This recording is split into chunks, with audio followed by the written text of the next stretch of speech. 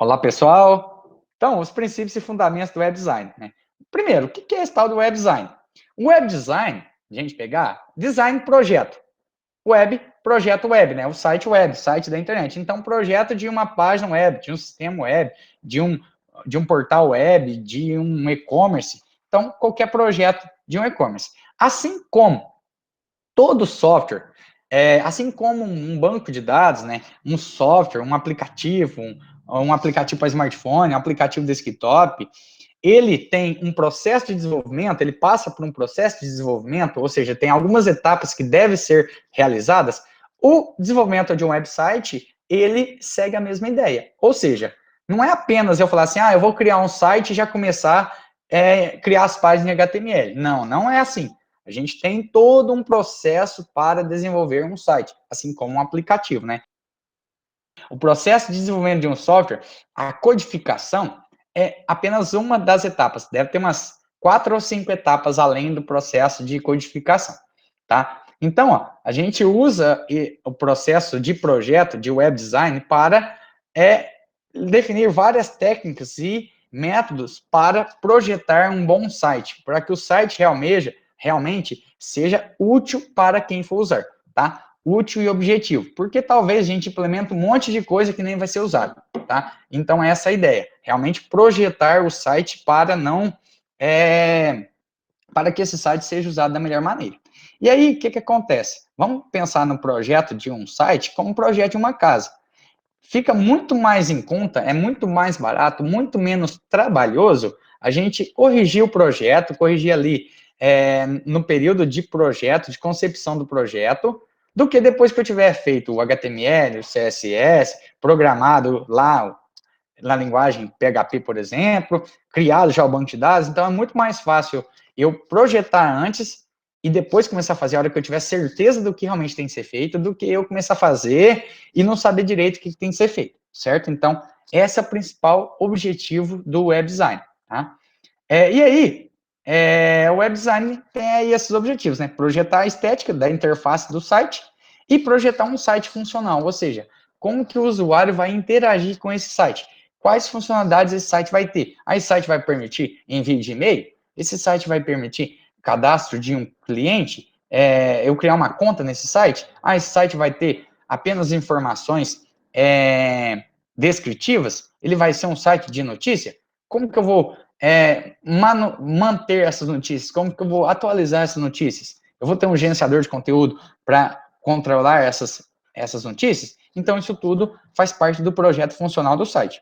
E a interface, basicamente, é o que o usuário vê. É o que o usuário vê e também a capacidade, hoje em dia, do próprio website, ele se adequar de acordo com a interface e com a resolução do aparelho, né, ou do dispositivo que está acessando esse website. Então, é imprescindível nos dias de hoje, quando vocês foram projetar um website, vocês projetarem ele para ser acessado por um computador desktop, um notebook, um computador, e também para ser acessado por um smartphone, um tablet, um celular, um smartphone, né? Um celular, um tablet. E aí é sempre legal pensar em um layout horizontal, que vai ser geralmente o que vai ser acessado no site, vai ser acessado no computador, e já pensar num layout para vertical, que é geralmente o formato que a gente acessa o celular, né? A gente segura o celular, geralmente na horizontal, né? Na vertical. Então, é bom pensar nas duas formas, né? E aí, tá escrito aí, projetar um website não é apenas um trabalho criativo, é necessário planejar e pesquisar. Produzir um website é investigar e exige pensar. Bom, primeira coisa, tem um ditado que fala assim, nesse mundo nada se cria, tudo se copia. Na verdade, eu acho que é assim, a gente não deve usar esse ditado popular à risca no projeto. A gente deve fazer uma adaptaçãozinha nele. Nesse mundo nada se cria, mas a gente pode se inspirar em coisas criadas, tá? Para a gente criar as nossas coisas. Então, na verdade, o que eu acho? Nesse mundo se cria baseado em inspirações. E como que a gente inspira? Verificando, vendo outros sites. Então, por exemplo, eu preciso fazer um site de um e-commerce. Vamos ver quais são os sites de e-commerce atualmente que tem uma interface, que tem uma usabilidade bacana, que é fácil interagir com ele, que eu não tenho que ficar dando muito clique, que tem eu consigo ter as informações logo que eu entro no site. Então, como que a gente faz isso? Eu preciso criar um site para divulgação de uma loja. Então, o que tem que ter nesse site, certo? Preciso criar um site para um evento. E aí, o que tem em sites de eventos? Então, é isso que eu acho que a gente tem que fazer. A gente tem que procurar inspirar em outros projetos que deu certo, que dão certo, tá? Outra coisa, a gente tem que verificar com outras pessoas de outras áreas, nem sempre da informática, para verificar se aquele site que eu acho legal, talvez outra pessoa não ache legal. Então, é sempre bom a gente escutar opiniões de outras pessoas, tá? Então, esse processo de design, geralmente, ele envolve tanto profissionais da área de computação, como também profissionais de outras áreas. Então, é muito importante a gente ter esse conhecimento, escutar outras pessoas também. Bom, e aí? Eu fui contratado para criar um site e não sei por onde começar. Como que eu vou fazer? Por onde que eu vou começar? O que que eu vou estar fazendo? Então, primeira coisa é realizar o planejamento e executar o processo do design, tá? Ou seja, o processo do projeto que a gente vai criar. E aí, a primeira coisa é realizar o levantamento da empresa ou do produto qual a gente vai desenvolver o site. E aí, geralmente, isso é feito por meio de uma entrevista ou entrevista ou briefing. O briefing é como se fosse um questionário que a pessoa responde, tá? E a entrevista é quando você vai pessoalmente, conversa com a pessoa, talvez nem tenha perguntas formais, formalizadas, e aí você adquire o conhecimento ali do que precisa ser feito. O briefing já é perguntas formalizadas, geralmente hoje o pessoal usa muito o formulário do Google para fazer briefing, tá? Então, geralmente o pessoal usa bastante esses questionários que no design o pessoal chama de briefing, que é um questionário, tá? Então, é o passo inicial, você levantar os requisitos, levantar as necessidades dos usuários, de quem vai usar esse site, da empresa que você está desenvolvendo esse site. Em seguida, foi o que eu falei, pesquisar, verificar sites parecidos. Então, esse é um outro caminho. Lembrando que aqui a gente não vai copiar os outros sites, a gente não vai desenvolver igualzinho e nem muito menos pegar o código-fonte desses sites. Aqui a ideia é inspirar em sites do mesmo ramo, do mesmo tema, tá? Então, essa é a ideia. Em seguida, depois de analisar o que o cliente pediu e ver o que existe, aí a gente vai fazer um tal de arquitetura da informação, tá? E essa arquitetura da informação, ela pode ser representada pelo fluxo de menu de navegação entre as páginas e entre as telas, que eu vou mostrar para vocês agora, tá? Então, como que é essa arquitetura da informação? Então, por exemplo, uma coisa que é muito comum a gente fazer é projetar quais vai ser as páginas que vai ter no nosso website, como que vai ter uma navegação, uma interação entre essas páginas. Então, por exemplo, eu estou acessando uma determinada página, agora eu posso acessar uma outra. Isso a gente chama de arquitetura da informação. Como que a gente vai organizar isso? Então, por exemplo, eu tenho lá uma página inicial do meu sistema, e aí lá no menu da página inicial eu posso ir para a página sobre, posso ir para a página contatos, posso ir para a página links, ou posso ir para a página produtos. Dentro da página produtos, eu tenho ali a página livros eletrônicos e livros impressos. Ou seja, um hiperlink para eu ir verificar quais são esses tipos de produtos que tem. Agora, dentro de livros impressos, eu tenho os tipos de livros impressos, que são outros hiperlinks que eu posso clicar também. Por exemplo, eu tenho lá as opções de livros impressos que são da área de artes, livros impressos que são da área de artesanato. Tá? Então, esse é um padrão muito utilizado na arquitetura da informação. Tá? Então, esse é um padrão muito utilizado. Deixa eu mostrar para vocês aqui. Eu não trouxe aqui no slides, mas uma forma que eu fiz no TCC meu da pós, que eu montei, e que a Janaína gostou bastante, e que os membros da banca gostaram muito. Deixa eu mostrar para vocês a forma que eu fiz. Agora tem que achar isso aqui, acadêmico, pós-IF, cadê? Pós-IF Sul, TCC, modo TCC, desenvolvimento, Log backup, materiais, artigo, deve estar aqui, artigo e mais, artigo, arquitetura.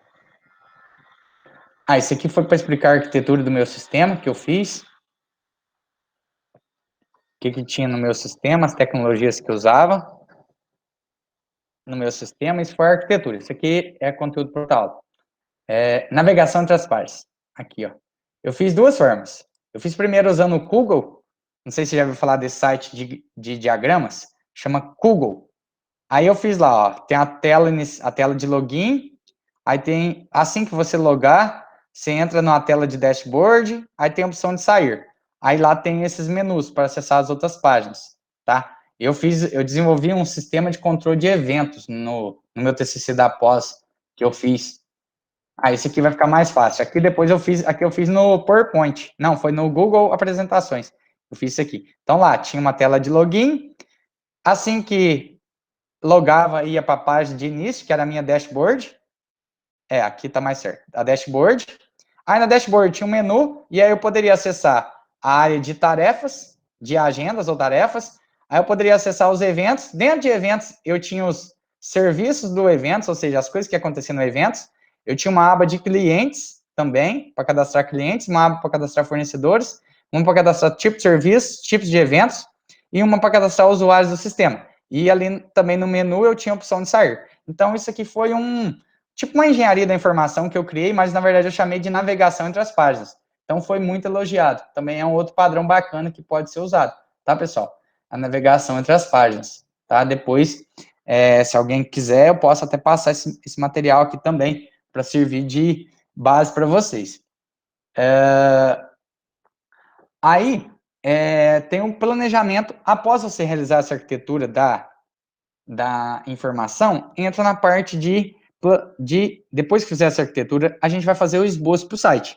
Aí, esse esboço, geralmente, a gente faz usando o tal do wireframe, é o padrão que a gente faz, tá? Aí, esse wireframe pode ser feito à mão mesmo, ou pode ser feito usando alguma ferramenta computacional para fazer esse wireframe, tá? Então, o wireframe, né, é basicamente um esboço, um esqueleto, né, da estrutura do seu site. O que vai ter? Vai ter um logo ali no canto superior esquerdo, vai ter um banner no topo, vai ter um menu na lateral à esquerda, vai ter algumas notícias na lateral à direita e o conteúdo ali no centro da página, certo? Que vai ser o que vai ficar variando, que vai ser mais dinâmico, que vai mudando.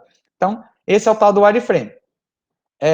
E aí, ó, após construir o wireframe, o cliente aprovar esse wireframe, né?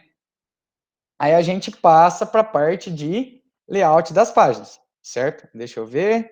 Eu esqueci aqui de falar algumas ferramentas para o wireframe.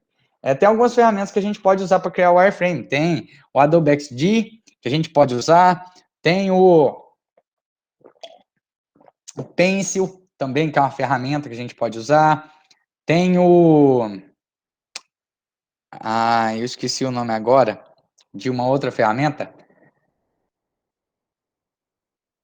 Deixa eu ver, Matheus, qual que é o nome daquela ferramenta que o Matheus apresentou hoje? Isso, o Figma. O Figma, que é muito bacana, fiquei conhecendo hoje. Eu não sou da área de design, eu sou programador.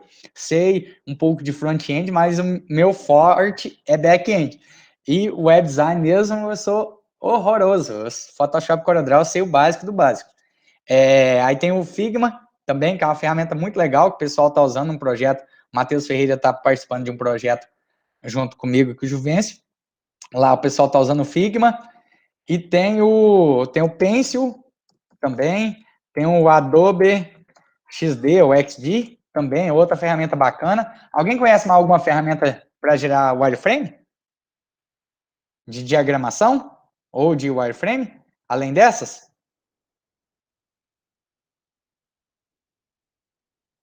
Tem uma outra que o nome está aqui na ponta da língua. O Prototype. Tem o Prototype também. Prototype, que é para prototipação também, certo? O wireframe ou protótipo. É a mesma coisa, basicamente a mesma coisa. O wireframe é mais na web. No desktop, sistemas desktop, a gente chama de protótipo, tá? Então, são as ferramentas mais utilizadas e mais conhecidas. Bom, em seguida, né, aí começa a fazer o layout das páginas. Aí já começa a criar as páginas usando HTML e CSS. É o que o pessoal usa mais aí. Aí tem uma teoria dos 5 segundos que é o seguinte: o ideal é que a pessoa, em 5 segundos que ela esteja ali no seu site, ela consiga permanecer por pelo menos 5 segundos ali no site e que ela não canse nesses 5 segundos. É o que a gente chama de equilíbrio dos 5 segundos. Então, se a pessoa permanecer ali por pelo menos 5 segundos ali no site, sem mudar de página, sem descer a barra de rolagem, é que você fez uma interface ali que prendeu que o cara conseguiu, não ficou muito cansativo. Então, essa é a ideia aí. Aí, ó, sites poluídos acabam sendo menos atrativos do que os sites mais clean. Então, hoje a gente está numa vibe, numa pegada mais clean. Quanto aquela frase que o pessoal está usando muito, né? Menos é mais. Então, isso também está refletindo no desenvolvimento de website. Você evitar sites muito carregados. Igual, por exemplo, deve dar ênfase nas coisas que são importantes no site. Por exemplo, pense naqueles botões da área separada com uma cor diferente. Então, por exemplo, hoje é muito comum a gente ver o botão, quando você entra num site, o botão de cadastrar, ele está numa cor destacada. O botão de login já está em outra cor, nem tão destacada. Justamente porque o cara entrou, eu quero que ele cadastre no meu site. Logar, ele já está cadastrado, ele vai entrar ali e vai logar. Agora, o botão de cadastrar, o povo dá aquela ênfase. Vocês já prestaram atenção? Vocês já viram que isso está acontecendo muito?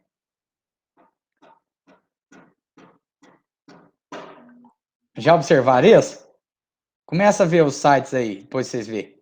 Se está acontecendo demais. Vamos lá. Bom, planejamento do processo, né? Que a área mais privilegiada e menos privilegiada do site. Então, isso aqui são estudos científicos, tá? Não estou tirando isso aqui da minha cabeça, não. O canto superior direito, na verdade, o canto superior esquerdo é a área mais privilegiada. Por quê?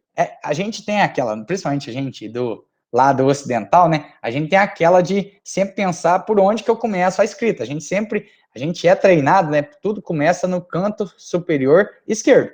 Então, quando eu acesso o site, a minha tendência, o meu inconsciente, já faz de uma forma que eu vou olhar lá no canto superior esquerdo. Ou seja, por que ali geralmente a gente põe o logo da empresa? Coloca o logo da empresa, o página inicial. Por quê? Para já forçar o cara, eu sei que o cara vai olhar ali. Então, geralmente a gente coloca o logo da empresa ali naquela área. Outras duas regiões que é muito privilegiada é tanto na vertical do lado esquerdo, porque o cara bate o olho lá no canto superior esquerdo. Então, a tendência é que ou ele vai olhar para a horizontal, no canto superior, no topo, né? Ou ele vai olhar para a vertical, na esquerda. Essa é a tendência, e não ele sai olhando na diagonal. Então, essas duas regiões também é muito privilegiada. São regiões que geralmente a pessoa já entra, bateu o olho ali no canto superior esquerdo, no logo, ele já vai olhar para vertical ou para horizontal. Então, isso é muito comum. A área do centro também é uma região que muita gente já tem pessoas que entram no site e já olham ali no meio, né? Na parte do meio. E a região menos privilegiada é a parte do rodapé e a parte do canto inferior direito, o contrário, né? Então, isso são estudos científicos que comprovam isso. Então, isso a gente tem que levar em consideração quando a gente está criando um site para dar destaque para o que a gente quer que o usuário realmente foque e pensar nesse tipo de disposição dos elementos da nossa página, tá? Então, isso é uma coisa importante. Cores dos nossos sites. Então, como que funcionam as cores? Bom, o que vocês estão achando desse site aí, ó? E aí? Será que essas cores estão agradáveis? O que vocês estão achando? Olha aí.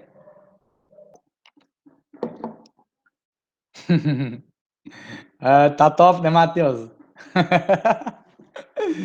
Ai. Então, ali, ó. My homepage. Não existe. Primeiro, vamos começar pelo topo vermelho aí. Depois uma região central ali, preto, né? Com fonte Times, né? Nossa, fonte Times. Nossa, fonte Times no site. Nossa, tá uma dor no coração, fonte Times. Depois aquela região em amarelo ali, sei lá que é aquilo. Se é um girassol, se é um fogo. Não dá nem para ler direito, né? Eu acho que é unanimidade aqui que esse site tá horrível, né? Então, olha só. Se ele tivesse com outras cores, talvez ele não estaria nada combinando, né? Estaria bem mais interessante, né? Então, ó, as cores influenciam muito na opinião das pessoas. Elas devem ser utilizadas levando em consideração qual sensação que o site quer passar para aquela pessoa que está acessando aquele site, certo? Para isso, exige um estudo chamado Psicologia das Cores, que verifica o que cada tipo de cor, cada cor produz em nós, seres humanos. Então, o que é o convencional, o que é o mais comum, tá? Geralmente, aqui na psicologia das cores, a gente tem a seguinte situação. O amarelo, geralmente, ele representa leveza, otimismo, luz, criatividade, juventude, descontração. O azul já é lealdade, personalidades, sonho, sonho preferido por adultos. Geralmente, os adultos gostam muito da cor azul. Baixa pressão arterial, o azul acalma, traz a clareza mental, tranquilidade. Então, o azul é uma cor bem mais tranquila. O laranja, o que significa? Processo, agilidade mental, prosperidade, estímulo, encorajamento, robustez, movimento, comunicação, calor, riqueza, isso tudo a cor laranja, ela significa. Vê o que mais tem de cor. Preto, luto, morte, terror, poder, sobriedade, luxo, silêncio. Então, isso que a cor preto significa. Vermelha, cor quente. Geralmente vermelho e amarelo, né? Restaurante, pizzaria, fast food, né? Cor de comida, né? Paixão, sofrimento, alerta, né? Um botão no site de compra, né? Estimula o movimento e reduz o estresse. Não sei se reduz o estresse vermelho, não, mas questão de comida, geralmente o pessoal usa essa cor mesmo. Verde, natureza, esperança, acalma, harmonia e equilíbrio. Aí tem as cores, o que cada verde significa, né? Então aqui, não vou focar muito nas cores, mas vamos pensar aqui. Eu quero que vocês respondam aqui para mim. Eu fui contratado para fazer um site de uma pousada ou de uma determinada cachoeira aí na região. O que vocês acham de eu usar no site deles, o site, a cor predominante ser preto e vermelho? Será que seria uma boa ideia? O que vocês acham?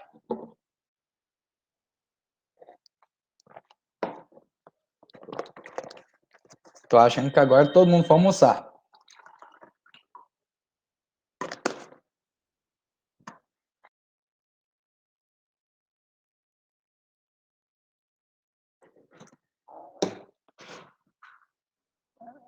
Bom, acho que fica cansativo, com certeza não seria bom, brincadeira. Eu acho que não, eu acho que... Quais coisas vocês acham que seria legal? É o almoço pontual, vocês viram? Eu travei, fechei o microfone e gritei ao meu irmão para buscar o almoço. Exatamente. Falei para ele pegar lá.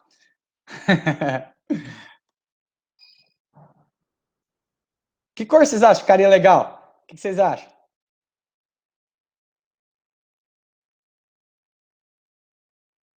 Uma pousada, para uma cachoeira? Verde, né? Verde. E se eu tivesse que usar também outra segunda cor? Qual vocês colocariam? Além do verde? Azul, boa.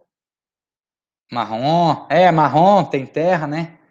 Eu usaria muito azul, branco e verde. O branco combina com tudo, né? Branco é bacana. O marrom também poderia ser interessante, mas o marrom talvez um pouco mais claro, mas para dar mais alguns, não muito, tá? Eu acho que ficaria muito carregado, mas os marrons e algumas partes eu acho que faria legal também o marrom. Remete terra, né? Bacana. Isso aí, pessoal. Então, é isso aí. Então tem que tomar cuidado com essas situações, né? Agora a tipografia. A gente está encerrando a aula. É só tipografia, que é falar das fontes aqui, e a gente já está encerrando a aula. Basicamente, é os formatos das fontes. E aí, o indicado é que a gente utiliza, no máximo, 3 tipos de fontes diferentes por site, tá? Por página. Esse é o padrão que é utilizado, porque senão vira uma bagunça, uma salada de fontes. E aí perde a padronização do site. Fontes que eu, particularmente, não indico ter em sites. Times New Roman, eu acho que é muito cansativo, acho que isso é escrita científica, é coisa para artigo científico, para TCC. Eu não gosto de Times New Roman. E aquela Comic Sans lá do Windows.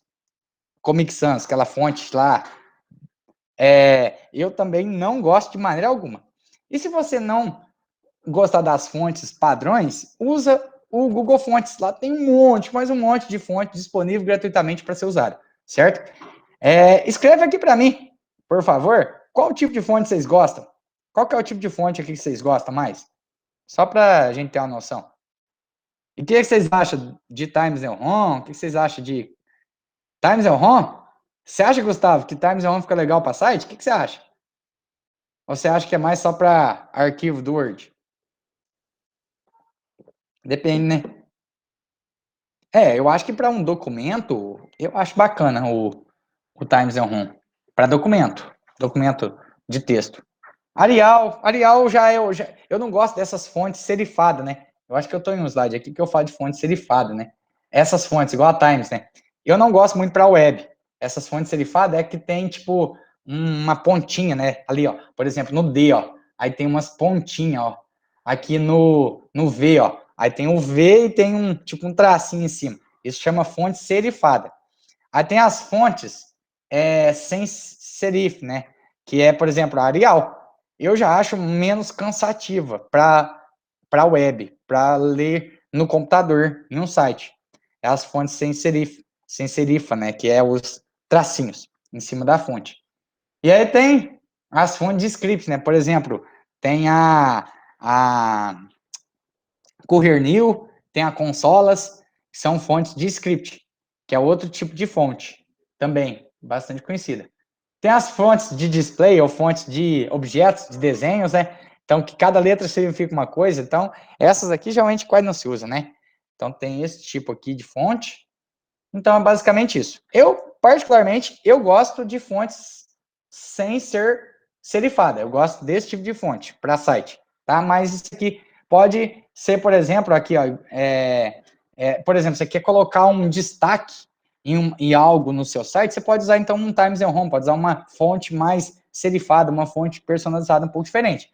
Mas, muito texto, já é bom seguir um padrão de fonte sem serifa. É o padrão que eu, particularmente, gosto mais. Tá?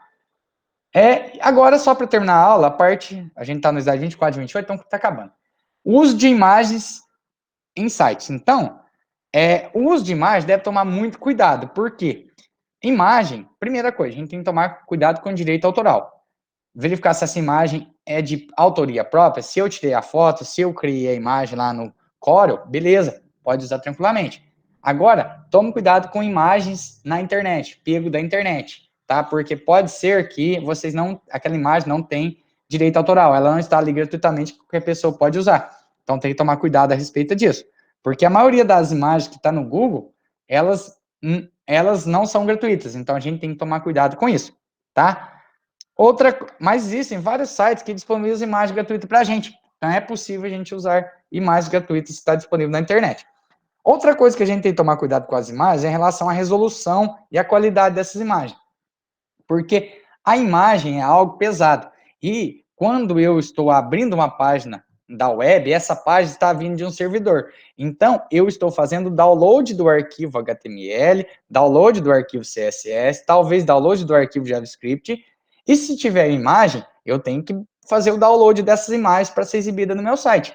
E aí, se a imagem ela tem 500K ou se ela tem 10 mega, isso vai influenciar na velocidade da minha navegação, na velocidade que o meu site carrega. Então, a gente tem que fazer um equilíbrio aí entre a qualidade da resolução da imagem com o tamanho dessa imagem, tá? Então, isso vocês têm que tomar cuidado.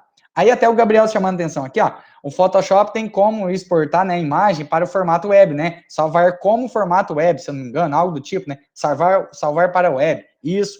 E, por exemplo, o GIMP também tem essa opção, né? Então, a maioria dos editores de imagens tem essa opção, que aí ele já salva a imagem numa resolução bacana, que vai atender a maioria dos dispositivos, que vai acessar o website, e que a imagem vai ser um pouco comprensada, ela vai ficar um pouco menor, o tamanho dela. Então, essa estratégia que o Gabriel falou aqui no chat é muito importante, tá? Vocês pegar o editor de imagem de vocês, ou a ferramenta de desenvolvimento de imagens que vocês estão utilizando, e exportar ela, salvar ela como imagem para a web.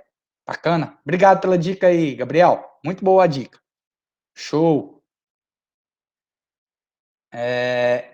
Aí, na dúvida, né, se a imagem pode ser usada ou não, se a imagem, ela está disponível gratuitamente ou não, talvez é melhor você criar a sua própria imagem. Tira uma foto bacana, edita ela, então talvez pode ser uma opção bacana, tá? Então é outra coisa que vocês têm que tomar cuidado, certo? Deixa eu ver se tem mais alguma coisa. Isso aqui tudo eu já tinha falado, isso aqui é só texto de tudo que eu falei. E isso tudo que eu falei em relação às imagens vale também para áudio e vídeo, tá? Porque o áudio e o vídeo também, geralmente, eles são até mais pesados do que imagem, tá? Então tem que tomar cuidado. Outra coisa, tomar cuidado com incorporação de vídeo, por exemplo, no YouTube. Ver questão de permissão também, ver se a pessoa realmente permitiu você acessar, você incorporar vídeo do YouTube. E se você, talvez o interessante seja você criar conteúdo e você pode até publicar o vídeo, colocar ele no ar lá no YouTube e incorporar o vídeo do YouTube dentro do seu website. Então, isso é possível também.